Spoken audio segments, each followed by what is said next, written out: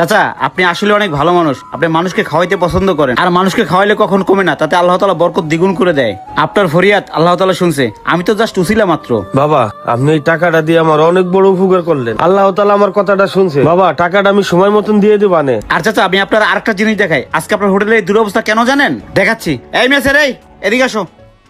জি ভাই বলেন। ও চাচা, আরেকটা কথা তো বললেন না। আপনি যে 1 লাখ টাকা লোন নিছেন, সেটা কিসের জন্য নিছিলেন একটু বলেন তো? বাবা, ওর মায়ের ক্যান্সার হয়েছিল, অপারেশনে 2 লাখ টাকা লাগছে। আমার কাছে 1 লাখ টাকা ছিল, আর 1 লাখ টাকা ধার কইরা সেই টাকা দিয়ে ওর মায়ের চিকিৎসা করাইছি। ও গরিব মানুষ, 1 লাখ টাকা পাবে কই? এই জন্য ওরা চাপ দেনি আমি। ওর মার চিকিৎসা করেছেন এই টাকা দিয়া? হ্যাঁ। কি বলেন? আপনার আজকে হোটেলের এই অবস্থা, আপনার ঋণে জর্জরিত কার জন্য জানেন? এই মেসিয়ারের জন্য।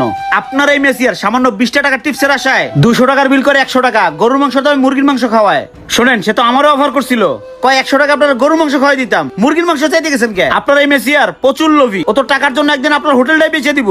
শিমুল, তুই আমার হাতে এরম একটা নেমো খারামি করলি। আমি যেখানেই যাই হোটেলটা তোর উপরে সাইডে দিয়ে যাই। শিমুল, তুই জানো যে এই দুনিয়াতে আমার কেউ নাই। আমার একটা কিছু হয়ে গেলে এই হোটেলটা তোরে আমি দিয়ে যাইতাম, আর তুই এত বড় একটা বেইমানি করলি আমার সাথে। মহাজন, আল্লাহর রাস্তে আমার ক্ষমা করে দেন, আমি অনেক বড় ভুল করে শোন শোন পাউসার, ক্ষমা করার মালিক আমি না, ক্ষমা করার মালিক হইছে উপর আল্লাহ। এরম বুলার করিস না, যা কাজ কর যা। আচ্ছা মহাজন।